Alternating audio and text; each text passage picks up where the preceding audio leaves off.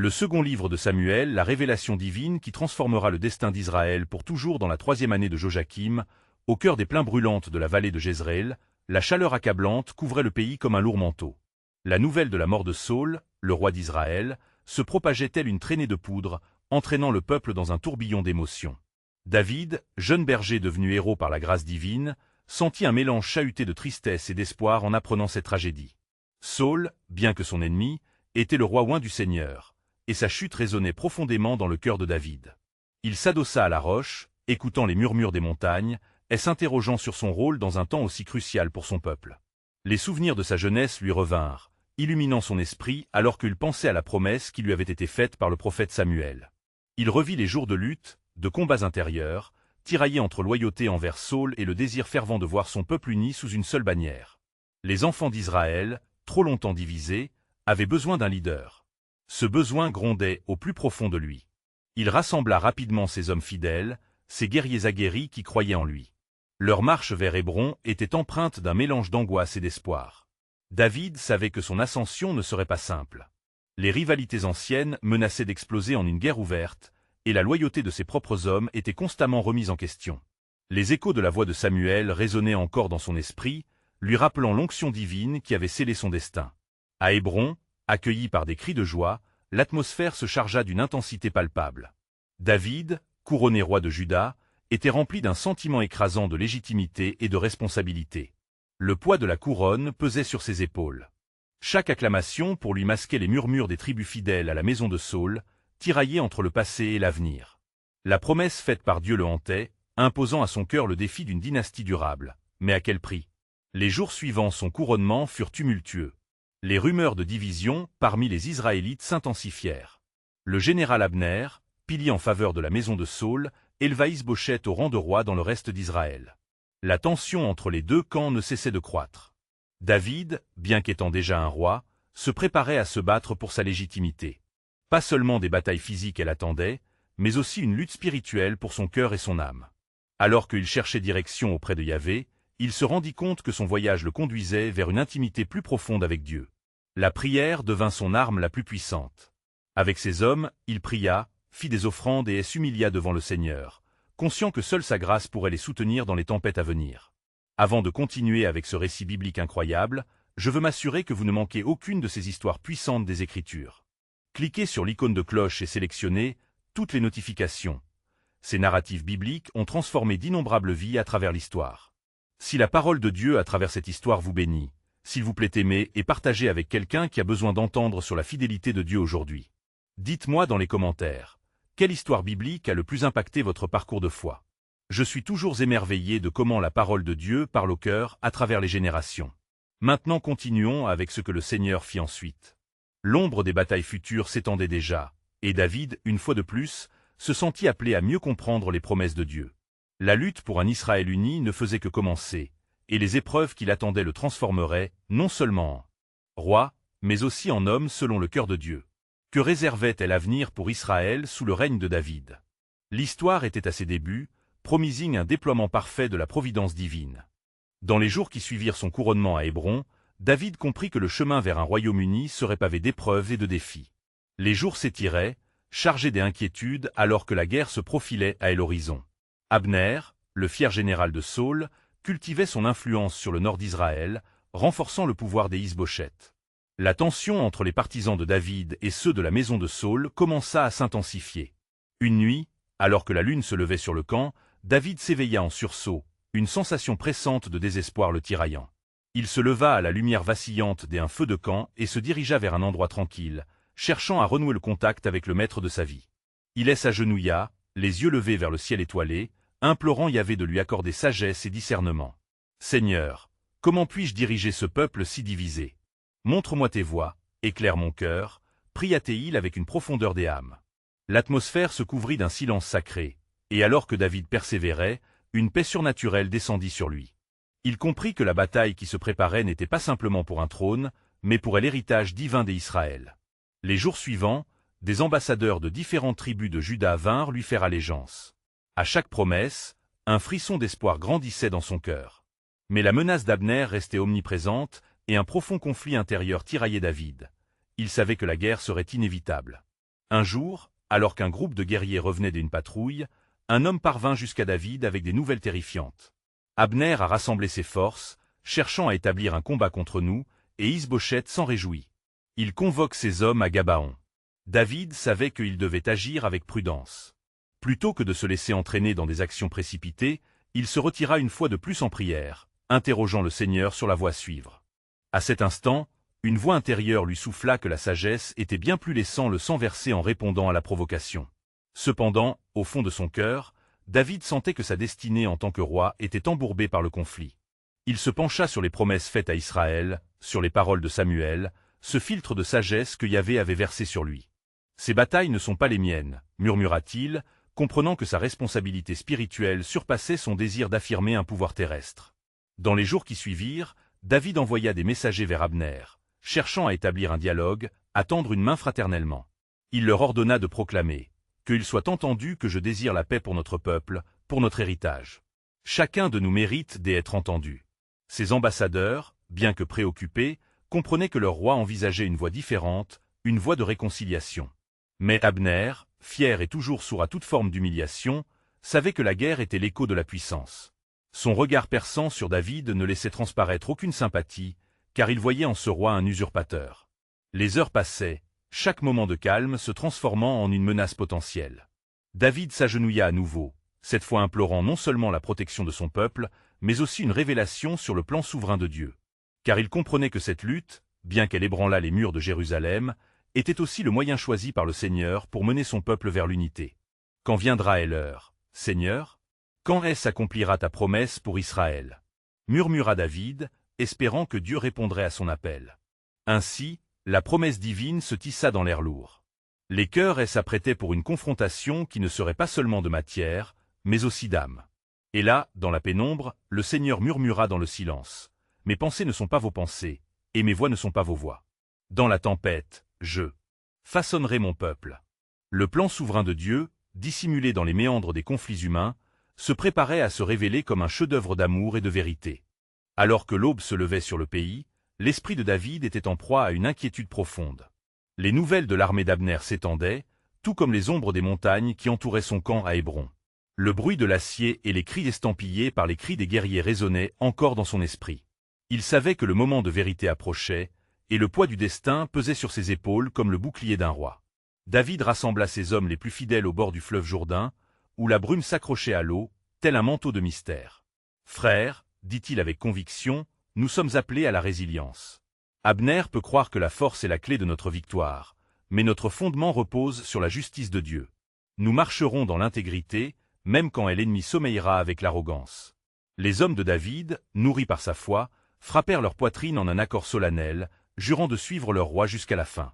Leurs âmes étaient unies, mais l'incertitude pesait sur leur cœur, car ils savaient que la guerre entraîne la mort et la désolation. Au cours des journées qui suivirent, David continua de prier, implorant également la sagesse de Dieu. Les cris d'Israël désireux de paix et d'unité résonnaient à chaque instant de son esprit. Dans la profondeur de son âme, il savait que le Seigneur avait un dessein, mais le chemin était obscur, et souvent il se demandait si ses efforts porteraient des fruits. Un jour, alors qu'il marchait près du campement, une vision se manifesta à David. Comme s'il voyait une étoile brillante dans le ciel, une lumière douce enveloppa son cœur. David murmura une voix familière qui lui résonnait comme le souffle d'une douce brise. « Souviens-toi que je suis avec toi. Ce que tu crains n'est qu'un écho de la vérité éternelle. Va et fais preuve de courage. » La force d'un nouvel espoir parcourut David. Rassemblant son armée, il déclara « Écoutez, Israélites. Ce n'est pas par notre propre force que nous vaincrons Abner, mais par la miséricorde et la justice de notre Dieu. Nous devons nous-mêmes être unis, car c'est dans l'unité que réside notre force. » Alors que ces hommes acquiesçaient, une atmosphère de détermination s'installa, et tous prirent soudain conscience de leur mission temporelle. Il ne s'agissait plus simplement d'une bataille pour un trône, mais pour le cœur d'une nation, pour l'héritage promis par Dieu. L'Esprit de Dieu les unissait, telle l'huile d'onction qui coulait sur le roi. Lorsque le moment fatidique arriva, les messagers du camp d'Abner, vêtus de couleurs vives, se présentaient à David, prêts à déclencher une rencontre. À sa grande surprise, Abner, se tenant avec sa richesse d'autorité et une arrogance palpable, proposa un duel singulier pour décider du sort non seulement des guerriers mais de tout Israël. David, en son fort intérieur, savait qu'il était temps d'exposer ses véritables intentions. « Abner, entendons-nous, non par la force des bras mais par la puissance de la vérité. Je ne souhaite pas de guerre, mais la préservation de notre héritage. Écoute la voix de la paix, plutôt que le tambour du combat. Le regard d'Abner se durcit alors que la tension montait. Pour le moment, il hésitait, pesant les mots de David. Ce que le roi désirait mettre en avant était l'espoir d'une réconciliation, positivement inespérée, dans cette période de tumulte. Mais alors que le vent d'un conflit s'élevait, David se remémora la promesse que Dieu avait faite à son peuple. Ses pensées revinrent à l'écho de Jérémie 29, 11, où il avait promis un avenir plein d'espoir. En cette instance de tension, le domaine spirituel se mêla à la réalité, et la nuée de la révélation divine flottait parmi eux. Le plan de Dieu pour Israël se préparait, façonné par les mains de serviteurs fidèles. À cet instant, une sagesse renouvelée traversa le cœur de David, et il comprit. Les voies de l'Éternel sont mystérieuses, mais au milieu du tumulte, sa main demeure ferme. Alors que le soleil se levait haut dans le ciel, ses rayons tombaient sur le camp de David avec une lumière dorée. Le murmure des soldats résonnait dans l'air chargé d'un sentiment d'anticipation. Le duel avec Abner s'annonçait. David, se portant en avant, leva les bras et proclama à ses hommes, « Écoutez tous. Aujourd'hui, nous ne lutterons pas seulement pour notre survie, mais pour la promesse que Dieu a faite à notre peuple. Le Seigneur a dit dans Deutéronome 20, 4, « Car l'Éternel, votre Dieu, marche avec vous pour combattre vos ennemis et vous sauver. » Cela devrait être notre cœur à l'heure de la bataille. Les hommes, galvanisés par sa foi en Dieu, répondirent par des cris de guerre. Leurs leaders savaient que la victoire ne dépendait pas seulement de leurs épées, mais de la main de Dieu qui guiderait chaque attaque et chaque mouvement. Alors que David se préparait à faire face à Abner, une pensée le saisit. Quelle était la véritable nature de cette rencontre?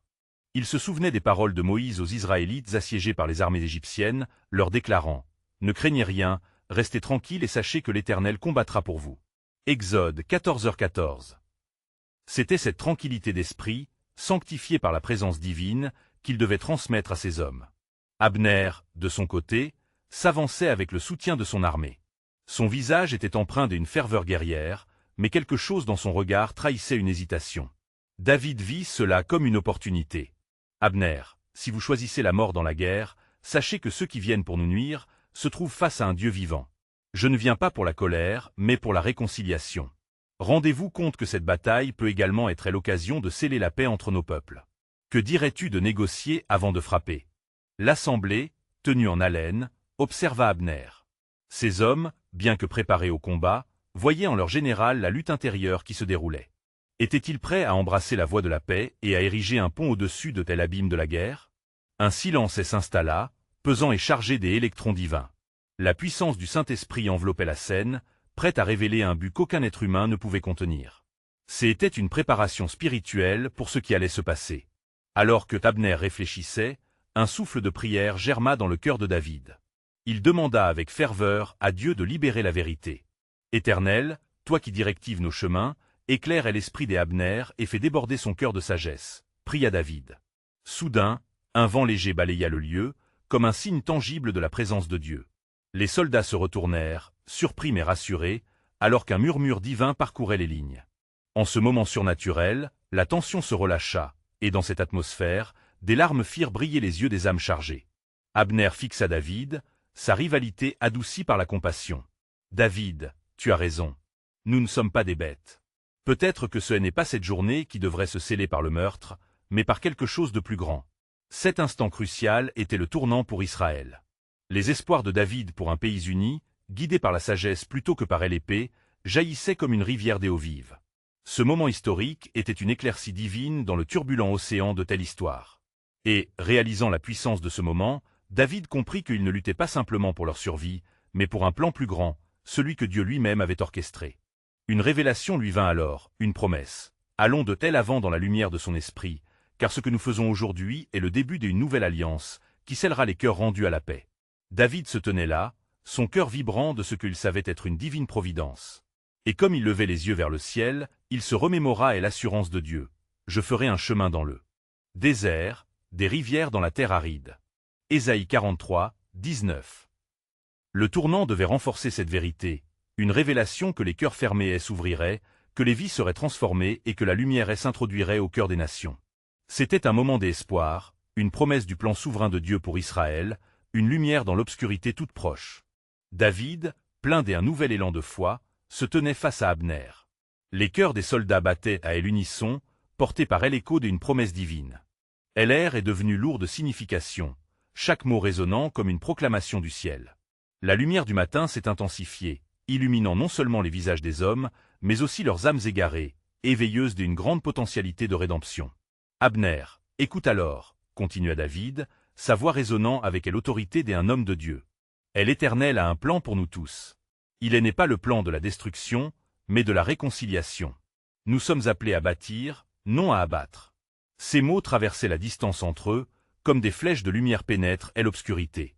Les soldats d'Israël observaient, disputant leurs croyances intériorisées entre espoir et méfiance. Les murmures parmi eux s'apaisaient, et la sagesse de David, ancrée dans la prière, agissait comme un baume sur leurs esprits tourmentés. Abner, touché par la voix maintenant limpide et empreinte de douleur du roi, commença à comprendre l'importance de ce moment. C'était comme si un fil invisible tissé par la main de Dieu unissait leurs cœurs en une étroite communion. « David, que dois-je faire » demanda-t-il enfin, sa voix tremblante trahissant une profondeur de compréhension. « Mets de côté ta fureur et écoute le Seigneur, car il est capable d'unir ceux qui étaient initialement divisés. Je te propose une paix scellée par Dieu. » L'honnêteté résonnait dans chaque syllabe, un appel à la paix qui cheminait sur des fondations solides. Un silence sacré enveloppa la troupe, et dans cet espace de répit, les voix du ciel s'élevèrent. Les cœurs des hommes, bien que battant avec ardent désir de combattre, ressentirent la présence de Dieu. Les paroles de David avaient planté une graine de réconciliation que seul l'Esprit Saint pouvait faire germer. Les regards se croisèrent. L'armure des guerriers se confondait avec la douceur des esprits. Dans les yeux des Abner, David pouvait voir les luttes internes, une bataille que tous les soldats enduraient à ce moment précis. Éternel, libère-nous de cet esprit de guerre qui s'accroche à nous. Je réclame ta paix parmi nous, pria-t-il silencieusement. Alors que le vent du matin balayait le champ, inscrivant la marque d'un changement, une voix du ciel résonna, légère mais puissante. Ce moment est décrété comme un tournant dans l'histoire de mon peuple. La paix que je vous offre ne pourra être ni achetée, ni vendue. Elle est scellée par le sang de la réconciliation, et elle ne connaît pas de fin. À cet instant, ce qui aurait dû être un affrontement sanglant se transforma en une occasion d'unité. Abner, éberlué, leva son épée et déclara avec ferveur. « Je choisis la paix, unissons nos forces pour honorer le Dieu d'Israël et bâtir un avenir radieux. Que cela soit un serment entre nous. » La cohorte des soldats, au lieu de porter le poids de la guerre, se mit à prier, une prière collective, unissant leurs voix dans un chant de louange. Leur perspective avait changé, éclairée par la promesse divine de rédemption et des unités dans l'adoration. Au cœur de cette rencontre, une prophétie se révélait, annonçant un futur où la paix régnerait. Et dans la plénitude de l'assurance divine, la réponse de David fut claire. Regardons avec foi vers l'avenir, car aujourd'hui nous scellons une nouvelle alliance. Comme il est écrit dans Jérémie 31, 33, « Je mettrai ma loi dans leur esprit, et je l'écrirai dans leur cœur. Je serai leur Dieu, et ils seront mon peuple. » Ce moment fut plus qu'un simple cessez-le-feu. C'était une révélation d'un plan divin, un appel à bâtir des ponts sur les ruines. L'écho de la paix naissante traversa les cœurs, porteur d'une promesse que le Seigneur a écrite dans les cieux. David savait que la main de Dieu était à l'œuvre, menant son peuple vers une gloire renouvelée. Il se tenait du face à Abner, tous deux unis par une nouvelle compréhension, comme un symbole d'un avenir meilleur, car les voies du Seigneur ne sont pas uniquement de paix mais d'harmonie divine. Dans cette union inattendue, une lumière éclaire la voie de ceux qui restaient dans l'obscurité.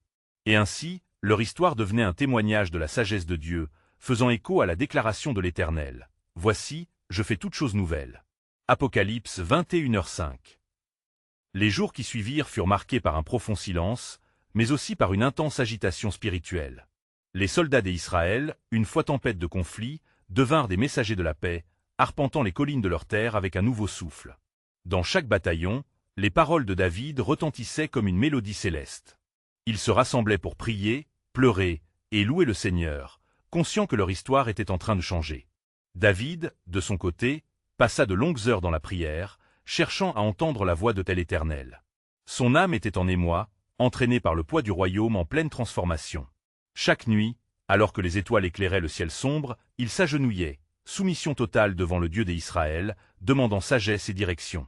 Il savait que ce n'était pas seulement une question de paix entre les hommes, mais d'aligner le cœur de son peuple avec le cœur de Dieu. Dans ces moments sacrés, une vision commença à émerger. David aperçut, dans son esprit, un royaume où l'amour prévaudrait, un royaume où la justice et la miséricorde danseraient main dans la main. À travers les mots de l'Écriture que son cœur connaissait bien, il se souvint de la promesse donnée à Abraham, puis à Moïse, celle d'une terre de bénédiction et d'un peuple au service du Dieu vivant. Abner, lui aussi, cherchait une nouvelle voie. Et l'unité au sein de son armée, une fois impossible, était devenue tangible. Il convoqua ses chefs, non comme un conquérant, mais comme un serviteur humble désireux de bâtir des ponts. « Nous avons combattu pour la gloire de nos pères », dit-il avec ferveur. Mais aujourd'hui, nous devons lutter pour les promesses de notre Dieu. Ce que nous bâtissons ensemble est plus grand que nos déchirements passés. Les jours devinrent des mois, et des cohortes de soldats se mirent en route, non plus pour conquérir, mais pour inspirer. Dans chaque village, ils racontaient l'histoire de leur rencontre avec David, de la paix que Dieu offrait, et du témoignage de tel Éternel exprimé sur leur terre. Les peuples voisins, longtemps méfiants, commencèrent à écouter. Les résonances d'une guerre une fois fort ancienne se transformèrent en dialogue de paix et d'alliance. Cependant, dans l'ombre, une tempête se préparait. Les ennemis de la paix, corbeaux de la discorde, ne voyaient pas d'un bon œil cette nouvelle unité. Ils murmuraient dans l'obscurité, planifiant une attaque, espérant raviver les flammes dissociées du conflit. David, conscient de la menace qui pesait sur lui et son peuple, ne se laissa pas abattre. Son cœur était fort, et sa confiance en l'Éternel le soutenait.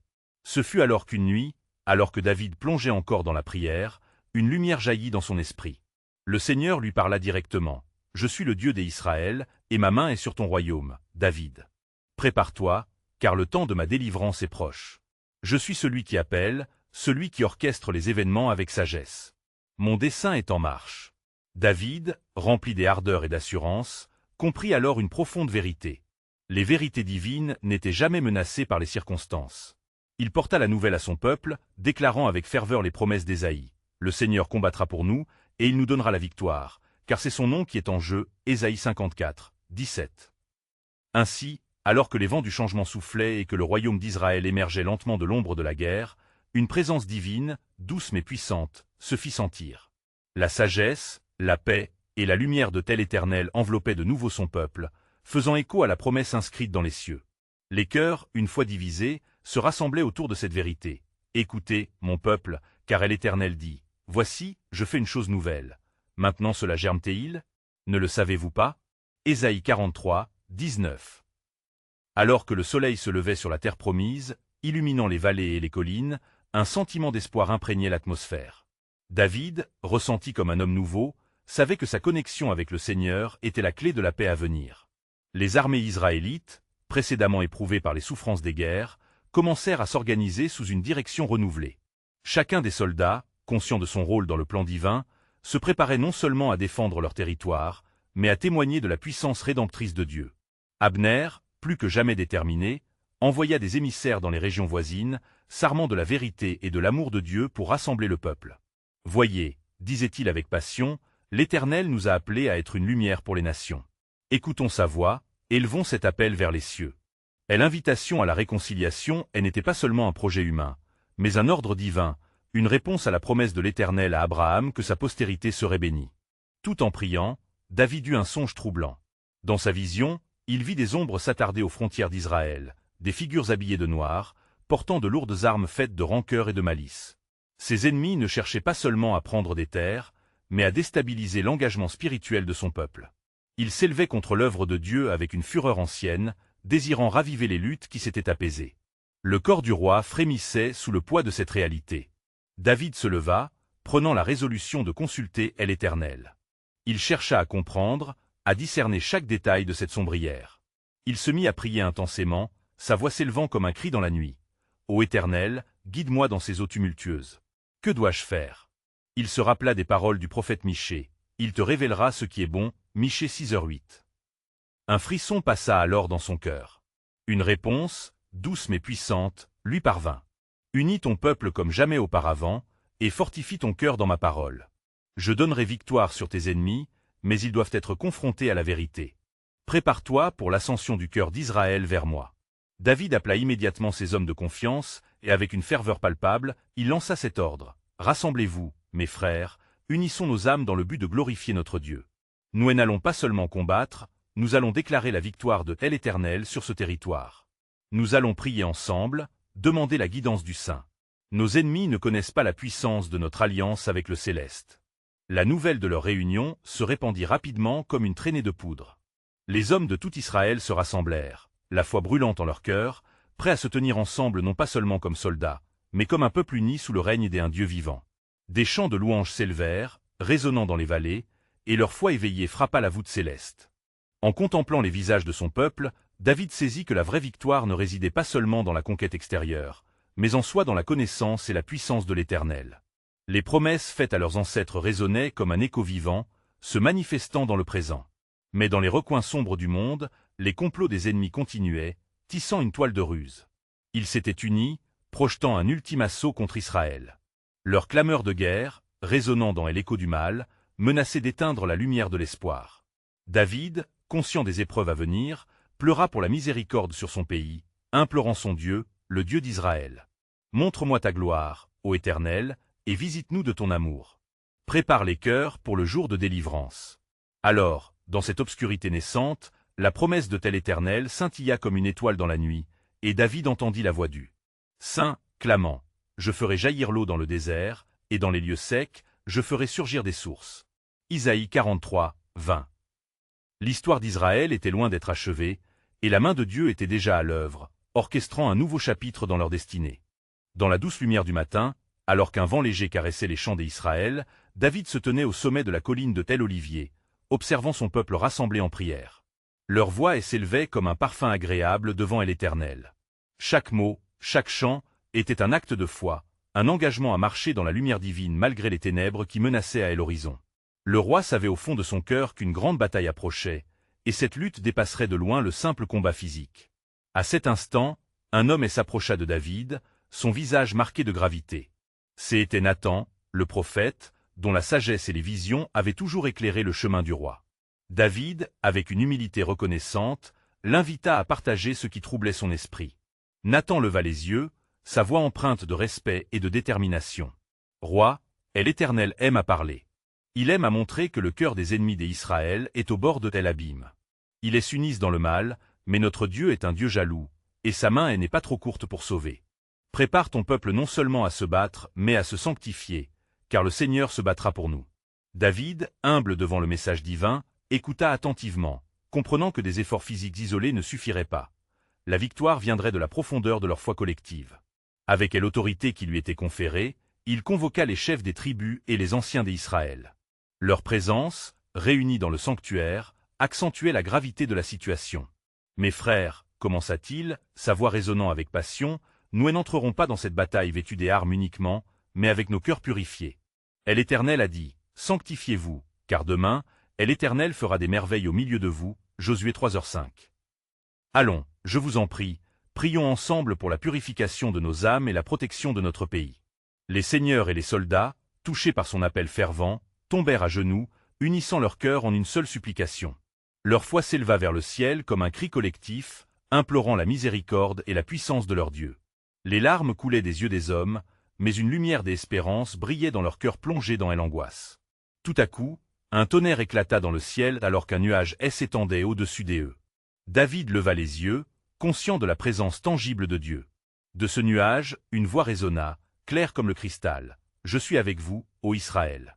Ne craignez pas, car je suis votre bouclier et votre force. Je tournai le cœur de vos ennemis en chaos, et ils s'enfuiront devant vous. » Les hommes, galvanisés par cette promesse divine, se relevèrent, leur coopération renouvelée. David, ayant goûté à une révélation fraîche de la puissance de Dieu, sentit l'angoisse se dissiper lui aussi. Le chemin vers la victoire était en cours, mais il nécessitait une préparation, non pas seulement militaire, mais spirituelle. Alors que les jours passaient, la rumeur des préparatifs parvenait aux ennemis. Ces derniers, ressentant l'ombre grandissante du Créateur d'Israël, tentaient d'intimider le peuple par leurs menaces, mais les cœurs des hommes de Dieu restaient inébranlables. Ils savaient qu'en tant qu'héritiers des promesses faites à Abraham, Isaac et Jacob, ils étaient couverts par l'alliance éternelle. Et comme ils se préparaient à partir au combat, David se remémora les mots des psaumes. « C'est à l'Éternel qu'appartient le salut. Que ta bénédiction soit sur ton peuple. » Psaume 3h8. La promesse de secours divine résonnait dans son âme, elle invitant à plonger plus profondément dans l'intercession. À ce moment précis, une nouvelle pensée émergea dans son esprit, mettant prudence et espoir en équilibre. Que se passe-t-il si la victoire ne vient pas dans la bataille, mais par la transformation des cœurs? Que le véritable combat se déroule dans notre foi. La lumière de l'Éternel illumina sa raison. Et David sut qu'une grande révélation s'approchait, une révélation qui transformerait non seulement son peuple, mais le destin d'Israël pour l'éternité. Des armées se rassemblaient, mais c'était un autre type de marche vers la liberté qui s'éveillait. Celui de la foi rendant les cœurs capables de recevoir le miracle. Car l'Éternel avait dit, « Mon plan est inébranlable, et même dans vos temps les plus sombres, je suis à l'œuvre, tournant le mal en bien. » David, après avoir médité sur les paroles du Seigneur et l'élan de foi qui entourait son peuple, se leva avec une conviction renouvelée. Une profonde certitude s'était installée dans son cœur que la clé de leur victoire ne résidait pas seulement dans l'affrontement militaire, mais dans la reliance totale sur Dieu. Il ordonna que, chaque jour avant l'aube, l'assemblée se réunisse pour prier et jeûner. Ces moments sacrés de communion avec le Très-Haut apportèrent une grande sérénité au roi et à ses hommes. Leur foi grandissait, comme le blé doré qui s'étire au soleil des étés. David se leva devant l'assemblée, son cœur brûlant d'un message que Dieu avait déposé en lui. « Écoutez, ô mes frères et mes amis, annonça-t-il, la voix vibrante des émotions, cette bataille n'est pas la nôtre, mais celle de l'Éternel. Comme il est écrit, les chevaux sont préparés pour le jour de la bataille, mais c'est l'Éternel qui donne la victoire. » Proverbe 21h31. Ne nous laissons pas décourager par les menaces de nos ennemis, car notre foi est le rempart qui nous protégera. Les soldats, galvanisés par ces paroles, crièrent ensemble, leur voix s'élevant telles des flammes ardentes. Amen, Amen. Mais, alors que la concentration spirituelle de la nation augmentait, l'ennemi, voyant la détermination des Israélites, intensifia les provocations. Le roi de tel ennemi, revêtu de sa tenue des apparats, qui croyait que sa force et sa ruse étaient suffisantes pour écraser les enfants d'Israël, gaba et ridiculisa les croyances du peuple de Dieu. Il cherchait à semer le doute et à éteindre la lumière de tel espoir qui brillait dans les cœurs des hommes. David, conscient de cette réalité troublante, s'approcha de Nathan, le prophète. « Que devons-nous faire face à ces provocations, Nathan » demanda-t-il, l'angoisse perceptible dans sa voix. Nathan, avec une sagesse calme, décréta « Confiance en Dieu, ô roi. » Plus ils parlent, plus leur malice se retourne contre eux. L'Éternel est notre refuge, et leurs cris ne sont rien face à sa puissance. Rappelle-toi les paroles. Quand les ennemis s'élèvent contre toi, ils tomberont par un seul chemin. Mais ils fuiront devant toi par 7 chemins. Deutéronome 28, 7. Prépare ton cœur et celui de ton peuple à louer le Seigneur pour ce qu'il va réaliser. La nuit précédant la confrontation finale, David monta sur le sommet de la colline du mont des Oliviers. Là, seul avec Dieu, il leva ses mains et implora la sagesse divine. « Éternel, que ta volonté soit faite. Accorde-nous, je t'ai en prie, la clarté et la force dont nous avons besoin pour réaliser ta promesse. Que notre foi se lève comme une forteresse impénétrable. » La lune illuminait son visage alors qu'un profond silence l'entourait, un silence chargé des attentes. Soudain, une douceur incroyable envahit son être. David savait qu'il n'était pas seul. Avait-il eu une vision? Avait-il perçu une nouvelle révélation de la volonté de Dieu? Avec assurance, il descendit la colline et se réunissant avec son armée, leur annonça « Écoutez, ce que le Seigneur aime à révéler cette nuit est grand. Nous marcherons au combat non comme des guerriers désespérés, mais comme des vainqueurs, car l'Éternel combattra pour nous, et nous marcherons en posant nos pieds sur le sol de promesse. » Le peuple ressentit cette puissance de tel esprit, brûlait d'un nouveau zèle. Et alors, David déposa une nouvelle promesse dans leur cœur. Ce que nous allons affronter est la réalisation de la parole de Dieu.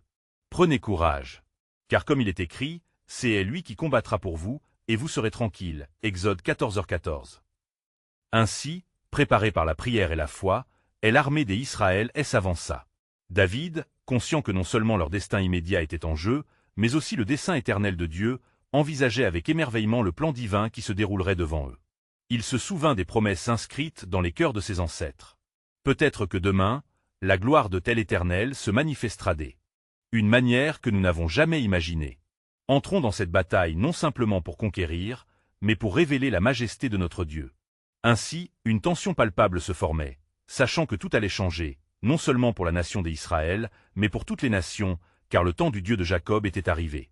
Pour elle l'Éternel a promis, « Je ferai de vous une lumière pour les nations, afin que mon salut parvienne jusqu'aux extrémités de la terre. » Ésaïe 49, 6. David, ayant rassemblé le cœur de son peuple, s'approcha de la bataille avec une détermination que seule la foi en Dieu pouvait nourrir. Le jour tant redouté se leva, rougeoyant à l'horizon comme un précepteur de destinée. Les armées d'Israël, revêtues de courage et d'espoir, se préparaient à affronter celles de tel ennemi avec un sentiment de provision divine. En marchant au-devant de ses soldats, David se remémorait les paroles de sagesse qu'il avait reçues.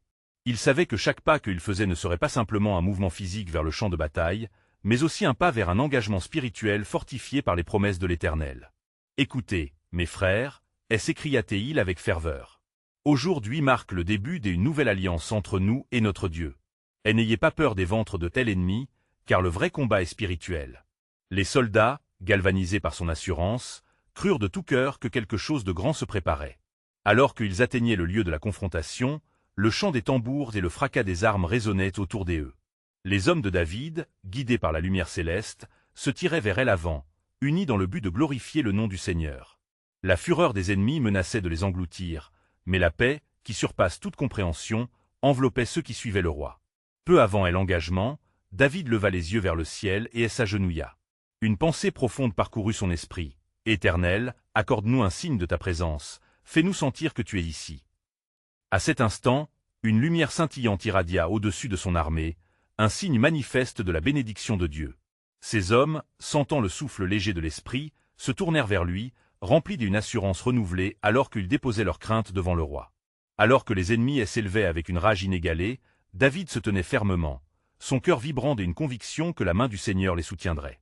Dans un dernier acte de dévotion, il proclama « Oh, ne craignez pas les cris de tel ennemi, car notre Dieu est ici, et avec lui, nous vaincrons. » Ces mots furent comme le bouclier d'une foi vivante, courant parmi le peuple de Dieu. Lorsque le combat éclata, le fracas des épées et les cris de guerre ébranlaient l'air. Mais, contre toute attente, David ordonna que l'on commence par un chant de louange. La mélodie, puissante et douce, résonnait tel un cri d'adoration devant le trône de Dieu. Louez-le pour sa bonté, pour ses promesses, car il nous a créés pour cette heure. Retentit dans l'espace. C'était le moment que l'Éternel attendait. Une terreur soudaine s'empara des ennemis alors que les chants sacrés s'élevaient. En entendant ces voix unies exaltant le Seigneur, une confusion s'installa parmi leurs rangs. La victoire ne serait pas acquise seulement à travers le combat, mais par la puissance de l'adoration et la soumission à Dieu. Les craintes s'évanouirent lorsque les hommes d'Israël se mirent à prier, invoquant le nom du Seigneur avec une ardente ferveur. Les rangs ennemis commencèrent à se fissurer, et un sentiment de désespoir grandit parmi eux. Que se passe-t-il? Pourquoi leur chant nous effraie-t-il? S'interrogeait-il de manière agonisante. Les guerriers, qui auparavant avançaient avec arrogance, se retournèrent, leurs cœurs emplis d'une peur insurmontable.